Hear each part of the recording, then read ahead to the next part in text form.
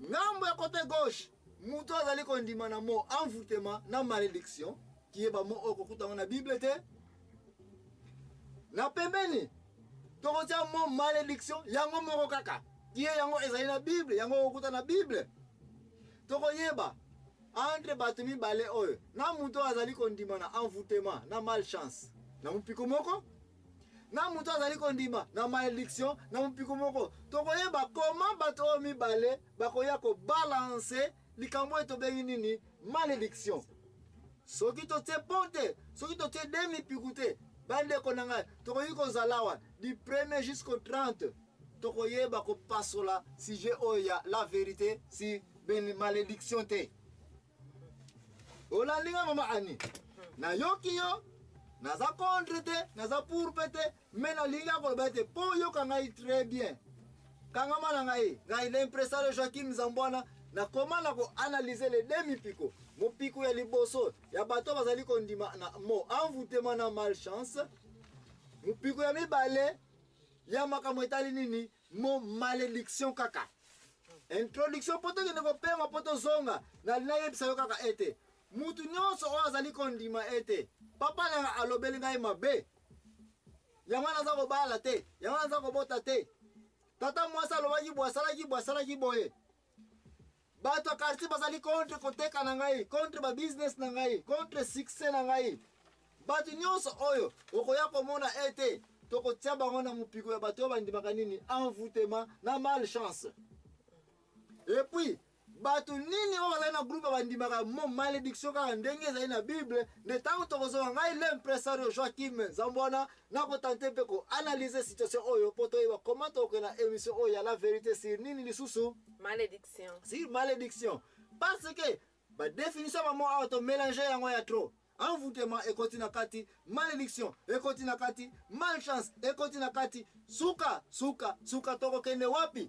Tokokende nulle part. Mais tant tokozonga avec prudence simba bikino na papier na yo po yo kangai comment na ko analyser. Mais en entendant zonga lisusu pour la deuxième fois ko ne otanga mokanda Deutéronome 28 bandana verset 15 tina 68 comme ça nde okozana mwa connaissance kitoko na makambo oyo etali malédiction. Merci ndeko kokene musika te ngai l'impressario JOAQUIM ZAMBUANA accompagné na Mama Annie mutu azali activiste na bino yemta azali ko representer minoko ya bino bato bazali ko yoka biso awa me boko yikolo ba te po boza ko tala biso kaka. Merci mingi kokende musika te.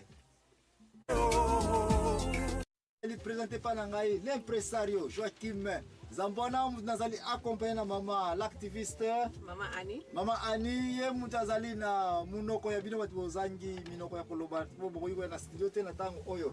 Émission oyo ezali pe présentée na radio na biso ezali koleka chaque samedi na 20h. Donc okoyiko landa toujours na radio na émission oyo ya la vérité na chaque 20h na samedi. Okoyipe kolanda chaque dimanche na ero ya mpoko ndenge kaka bozali kotala biso awa. Ndeko na ngai tozala kolobela nini lisusu? Malédiction. Malédiction selon ba recherche na uti kosala autour ya ba question na uti ko poser mama Annie na ekomona ete malédiction ezali compris na société na biso comme ba makambo oyo ezali ke ezako marché te. Ezako marché te, ezako teka na wenze rien ne marche. Kobota te. Kobota te, libala te, mosala te. Commerce progressalité baninga boza ko sala makambo ezako marcher ensemble mais yo ezaka ko simba te. Mais na yeko poser pe mama Annie question nini ngo ezali ko causer ke biloko ezali ko ya réponse nezala ya moko bata mitema mabe bazali ba yiko loba mabe wana ezuyo et puis makambo pe calé mususu yeko loba nanga ete ba para ba yiko loba na yo mabe batata mwasi ba yiko silika bandeko banoko tous ces gens là bazali ko contribuer na malédiction ya mutu qui est yango pas ko benga envoûtement yango pas ali ko loba ete zali pe nini malchance yango na ngai l'impressario JOAQUIM ZAMBUANA émission na ngai nazali ko courir yango na Bible kaka na kena ko tala Bible lobini na chaque question ba problème zo yo na vie ezaka toujours na solution na Bible mutako sa yote likambo nyonso ko luka okokuta yango pe okomona solution. Alors poto kene musika te parce que émission na biso sila iko banda déjà tita on appelle ça bino de verset biblique ya Deutéronome nini 28 28 15 tina 15 tina 68 68. Donc nde place na émission na biso se bandaki déjà na lobaki na bato bakende kotanga yango bato bosi boki kotanga yango déjà boko comprendre te nzambe azali koyebisa na mutu ete na pesi yo prospérité na mabele au vivre avec paix, au vivre avec bonheur. Kasi akonisi olanda malako na ngai oya kolanda maloba na ngai te ba malédiction ebele ekoyela ye ba malédiction nyonso wana ezali na mokanda ya Deutéronome 28.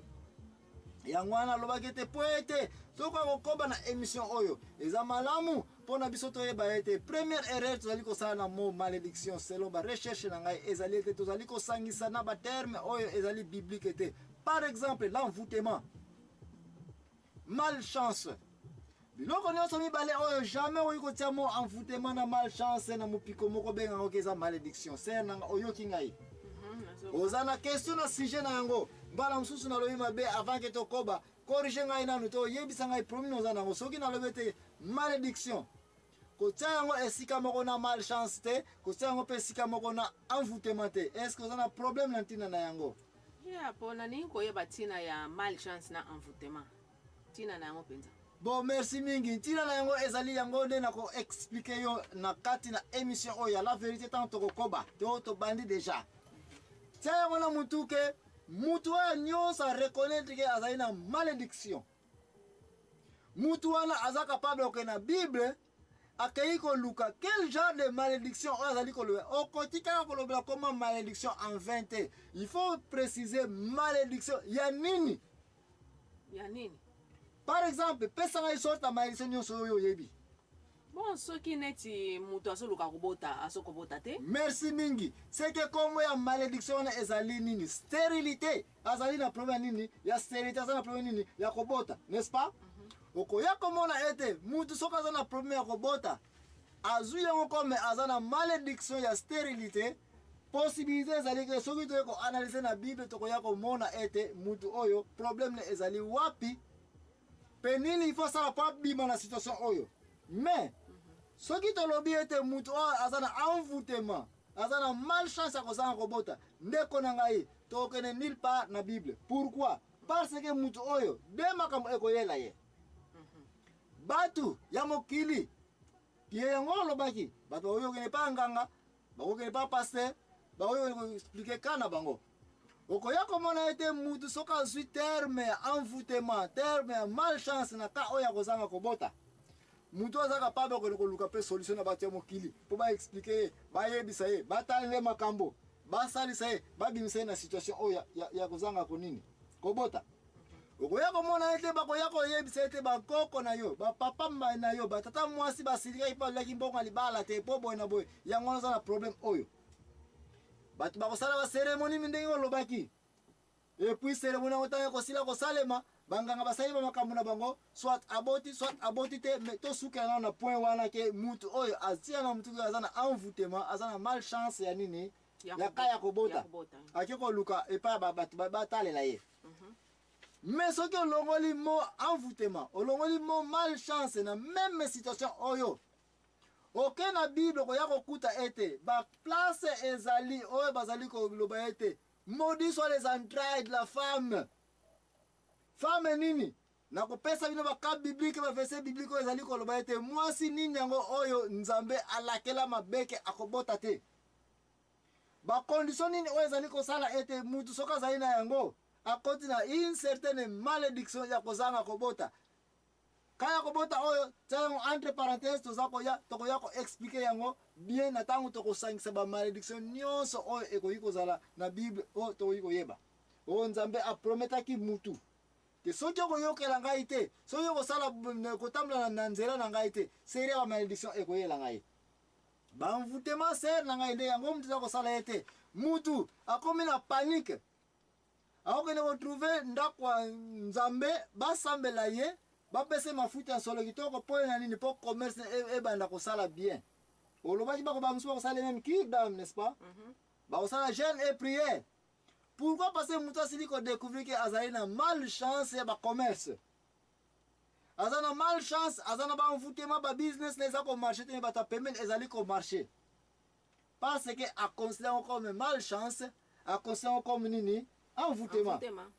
kasi ser na ngata ngona mutu soki mutu oyo akoji ko kena mokanda ya nzambe ki mokanda ya la vérité ya ko ko découvrir ete oyo ezali malédiction ya manque ya prospérité financière okoya komona ete mokanda ya nzambe eko yebisa ete ke maudit soit l'homme qui vole bato bazali koyiba okokuta ete azana groupe ya akozala maudit. Ah bon? Mokanda ya nzambe na mokanda ya malaki eza koloba bato baya kofuta badime na baofrande na bango te bakozala maudit na baple ya nini bapoche na bango ekozala kotoboka. Malédiction koyela bango. Malédiction ekoyela bango. Elingi koloba ete na prometage bino ke tokosala pont entre bato bandimaka na mo malchance na envoûtement et puis ngambu mosusu bato bandimaka na malédiction comme mo malédiction kaka. Ok, bongo sikoyo